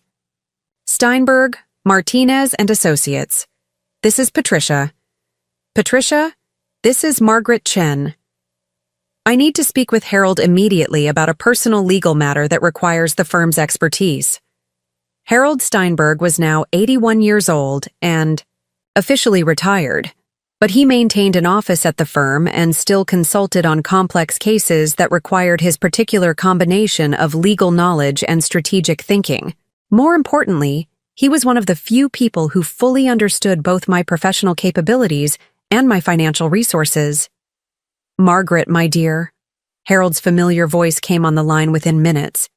Patricia said you need legal assistance with a personal matter. How can I help you? Over the next 20 minutes, I walked Harold through Jessica's systematic campaign of deception, her unauthorized financial commitments, and her public announcement at the baby shower. Harold's responses progressed from concern to outrage to what I could only describe as prosecutorial enthusiasm. Margaret, this is one of the most clear-cut cases of elder abuse I've encountered in 50 years of practice. Your daughter has violated multiple state and federal laws, and she's done it in such a public and documented way that prosecution would be almost effortless. Harold, I want to pursue this case with the full resources of the firm. I don't want Jessica to face minimal consequences that she can dismiss as a misunderstanding. I want her to understand that attempting to defraud someone with my legal knowledge and resources carries serious, long-term consequences. What level of response are you thinking about? I'm thinking about criminal charges for elder abuse and fraud. I'm thinking about civil litigation for financial damages, emotional distress, and defamation. I'm thinking about restraining orders to prevent future attempts to interfere with my autonomy. And I'm thinking about making this case visible enough that other elderly people can see that they don't have to accept abuse from family members. Harold was quiet for a moment, and I could practically hear him calculating the legal and financial implications of the campaign I was proposing. Margaret, you realize that pursuing criminal charges against your own daughter could permanently destroy your relationship with her? Harold, my relationship with Jessica was destroyed the moment she decided to treat me like an incompetent burden who could be manipulated without consequences. What I'm proposing isn't revenge, it's education. Jessica needs to learn that actions have consequences, and other potential elder abusers need to see what happens when they target the wrong person. Margaret, you have my full support and the full resources of this firm. Let's make sure that your daughter's education is thorough, public, and unforgettable. By 9 a.m., I was sitting in Rebecca Martinez's conference room with a legal team that would have impressed corporate executives facing federal investigations. Rebecca had assembled 3 attorneys specializing in elder abuse, criminal fraud, and civil litigation, along with a private investigator who would document every aspect of Jessica's deception. Margaret, Rebecca began, we've reviewed all the evidence you compiled over the weekend, and we have more than enough documentation to pursue both criminal and civil remedies. The question is how aggressively you want to proceed. I want to proceed as aggressively as the law allows. Jessica used my money without authorization, made false statements about my mental capacity to multiple parties, and attempted to institutionalize me without my consent. Those are serious crimes that deserve serious consequences. Here's what we're proposing, said Maria Rodriguez, the criminal law specialist. We file criminal complaints for elder abuse under California Welfare and Institutions Code 15610, financial, fraud under Penal Code 484, and identity theft if she signed any documents in your name. We also file for a civil restraining order that prevents her from accessing your accounts, making statements about your mental capacity, or contacting you, except through legal counsel. What about civil litigation for damages? I asked. We file a comprehensive civil suit for financial damages, emotional distress, defamation, and invasion of privacy, said James Patterson, the civil litigation attorney. We also seek punitive damages that could reach 6 figures depending on what the court determines is necessary to deter similar behavior. How public will these proceedings be? Criminal charges are public record, and if we pursue this aggressively, it will likely generate media attention, Rebecca replied. Elder abuse cases involving professional families in affluent communities tend to attract interest from journalists covering social justice issues. Good. I want this case to be visible. I want other elderly people to see that they don't have to accept abuse from family members. And I want adult children to understand that there are serious consequences for attempting to exploit their parents. Margaret, said Rebecca, I need to ask you one more time if you're sure about this level of legal response. Once we file these charges, there's no putting this back in the box. Your relationship with Jessica will be permanently altered. Rebecca, my relationship with Jessica was permanently altered the moment she announced to 30 strangers that she was putting me in a nursing home without consulting me. What we're doing now is making sure that the consequences match the severity of her actions. Then let's proceed. By Tuesday afternoon, the legal machinery was in motion. Criminal complaints had been filed with the San Mateo County District Attorney's Office. Civil lawsuits had been submitted to the Superior Court. Restraining orders had been issued preventing Jessica from accessing my accounts or making any statements about my mental capacity. And the private investigator had begun documenting the timeline of Jessica's deception for use in both criminal and civil proceedings. Jessica's first indication that her actions had consequences came when 2 sheriff's deputies arrived at her workplace Tuesday morning to serve her with criminal charges and civil litigation papers. According to the private investigator's report, Jessica's colleagues at the marketing firm watched in shock as she was escorted to a conference room for questioning about elder abuse charges. Her supervisor was informed that she was facing potential criminal prosecution for defrauding an elderly family member, which triggered the company's mandatory ethics review process for employees facing felony charges. Jessica called me Tuesday evening, her voice shaking with panic rather than anger. Mom, what have you done? I just spent 6 hours with lawyers and police officers. They're saying I could face felony charges and years in prison. This is insane. Jessica, what I've done is enforce the law. What you did to me constitutes elder abuse under California statute, and the district attorney's office agrees that criminal prosecution is warranted. But I'm your daughter. We're family. How can you have me arrested for trying to help you? Jessica, you used my money without authorization, made false statements about my mental capacity, and attempted to institutionalize me without my consent. Those aren't family helping behaviors. They're crimes. And being my daughter doesn't exempt you from the legal consequences of criminal behavior. Mom, I can't go to prison. I'm pregnant. I have a family. This will destroy my career and my reputation. Jessica, you should have considered those consequences before you decided to defraud someone who understands the law better than you do. Can't we work this out privately? I'll pay back the money, cancel all the nursing home arrangements, apologize publicly, whatever you want. Jessica, you can't undo the damage you've caused by offering to behave appropriately after you've been caught. The time for private resolution was before you committed crimes, not after you've been charged with them. Mom, please, I'm begging you, don't destroy my life over a misunderstanding. Jessica, this wasn't a misunderstanding. This was a systematic campaign to undermine my autonomy based on lies about my mental capacity. And I'm not destroying your life. I'm holding you accountable for the choices you made when you thought there would be no consequences. By Wednesday, the story had been picked up by the San Francisco Chronicle, whose coverage of elder abuse issues had won several journalism awards.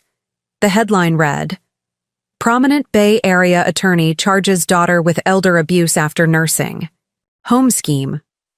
The article detailed Jessica's unauthorized commitments to Sunset Manor, her false statements about my mental capacity, and her public announcement at the baby shower.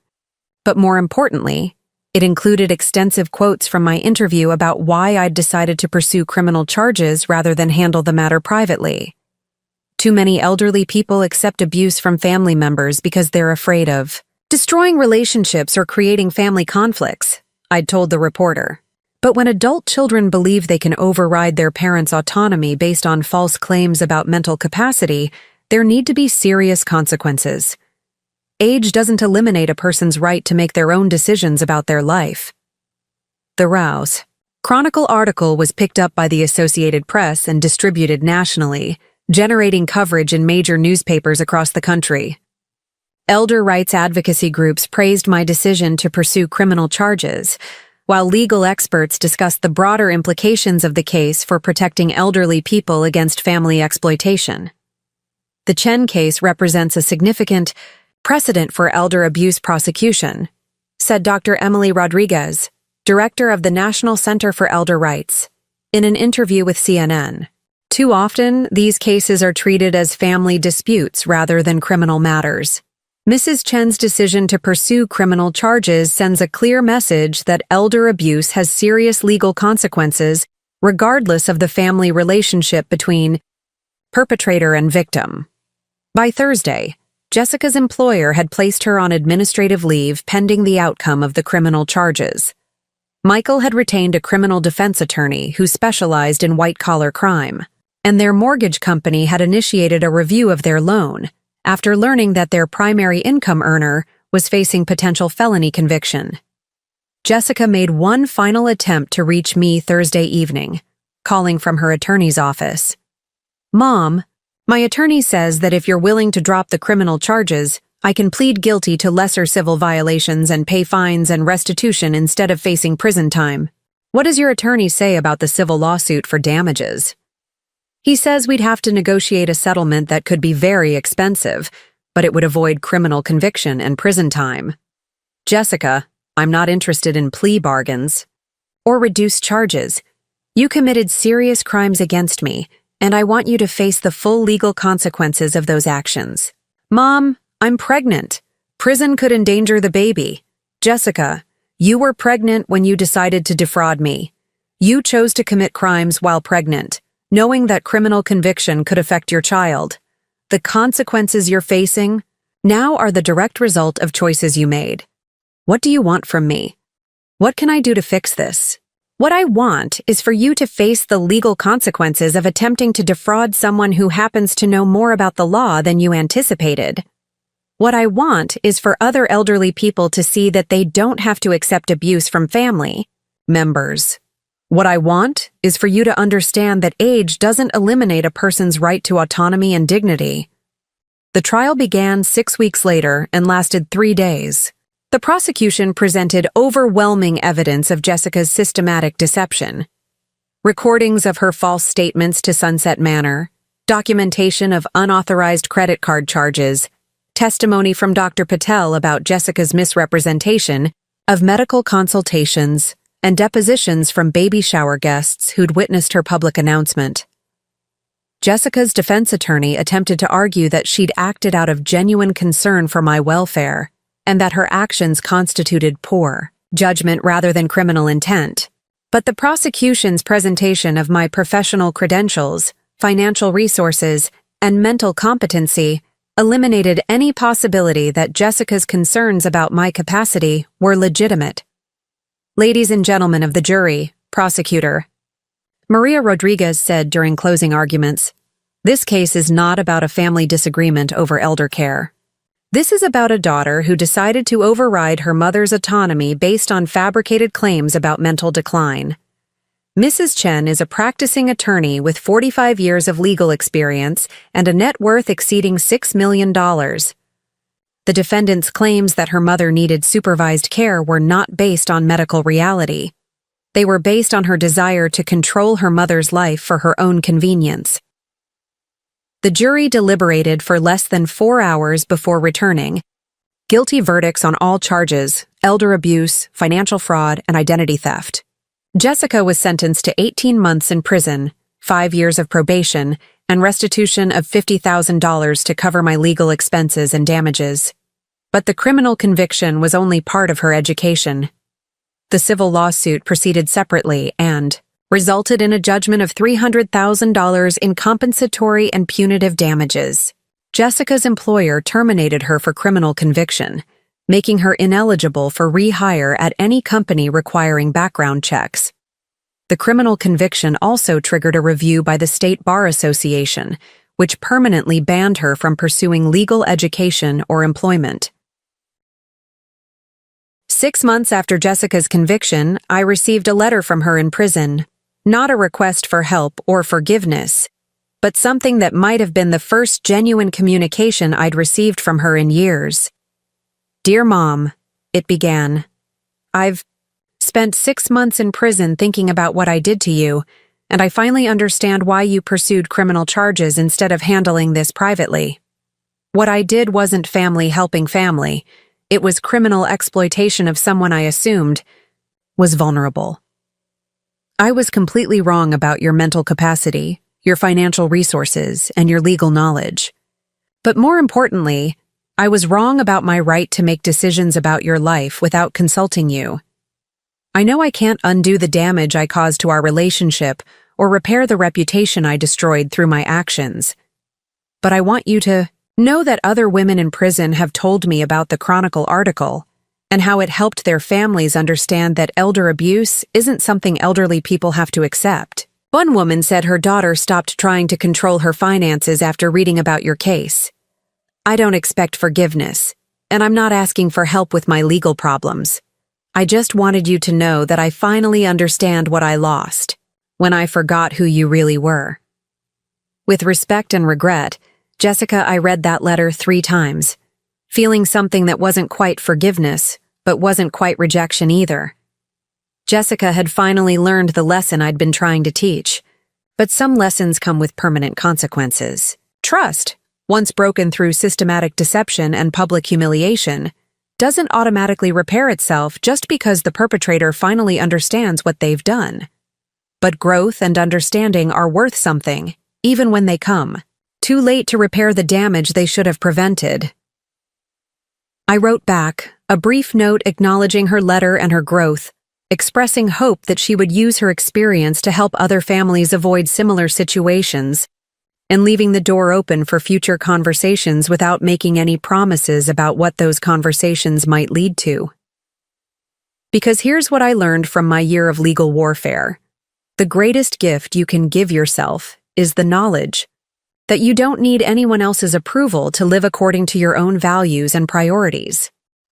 Family relationships are precious when they're based on mutual respect and genuine affection, but they become toxic when they're based on manipulation, false assumptions, or the belief that blood relations excuse behavior that wouldn't be acceptable from strangers. At 71, I'm busier and more professionally engaged than I've been in years. I serve on the board of the California Elder Rights Coalition, where I help other elderly people understand their legal protections against family exploitation. I mentor young women attorneys who are learning to navigate the challenges of building successful legal careers in competitive markets. I've written articles for legal journals about elder abuse prosecution and the importance of maintaining professional competence throughout long careers. Most importantly, I wake up every morning knowing that I'm living according to my own choices, rather than accommodating other people's assumptions about what elderly people should want or need. Jessica's public humiliation at the baby shower ended up giving me back my life in ways I never expected. Her attempt to institutionalize me taught me that vulnerability can be a choice rather than an inevitable result of aging. Her criminal conviction sent a message to other potential elder abusers that targeting the wrong person can result in consequences they never anticipated.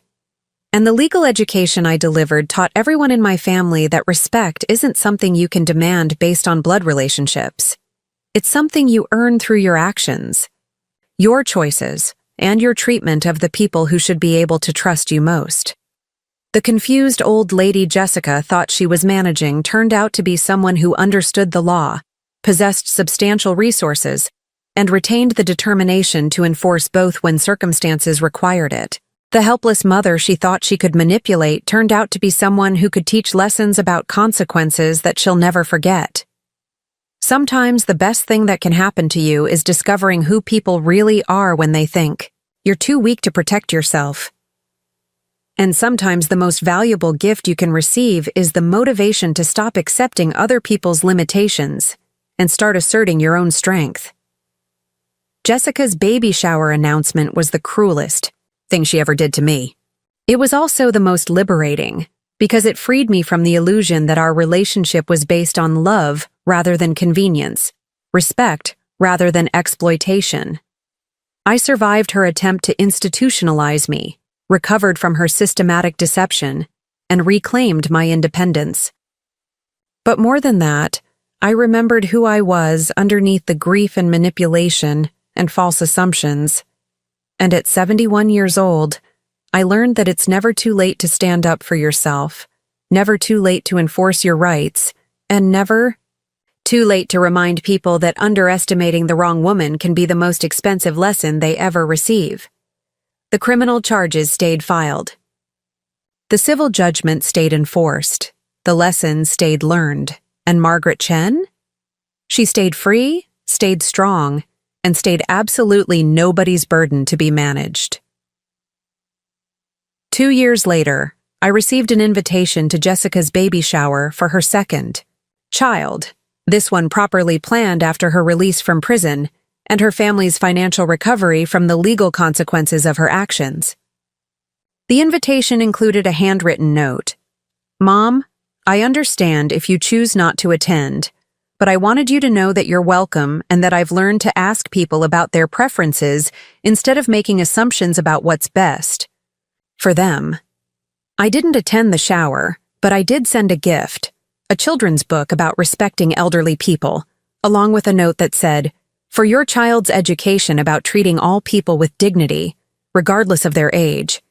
Because some lessons are worth passing on to the next generation, even when the previous generation had to learn them the hard way. And sometimes the most important gift you can give a grandchild you may never know is the knowledge that their grandmother was someone who refused to be diminished, dismissed, or disrespected, no matter who thought they had the right to try.